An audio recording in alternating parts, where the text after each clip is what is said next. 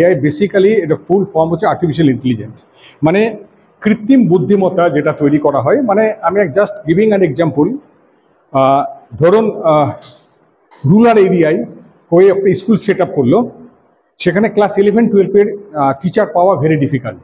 সেখানে through AI and robotic lab, through robots আমরা কিন্তু physics, chemistry, math, biology teacher artificially we can manage it. AI আজকের ডেটে AI and data science is most important for all the students, এবং স্টুডেন্টরা এটা খুব ইন্টারেস্টলি এটা নিচ্ছে। আগে আমরা পড়াশোনা করতাম গতানুগতিকভাবে, সেটা কিন্তু আস্তে আস্তে অনেক বদলে যাচ্ছে। আজকালকে 21শ শতাব্দীতে আমাদের রিকোয়ারমেন্ট যে প্রতিটা বাচ্চা যেন ক্রিয়েটিভলি কাজ করতে পারে। তো আজকে আমরা সরস্বতী দেবী ইন্টারন্যাশনাল স্কুলে আছি। আমাদের লাস্ট কিছু মাস ধরে, 3 মাস ধরে এখানে একটা এআই আর রোবোটিক্সের প্রোগ্রাম চলছে।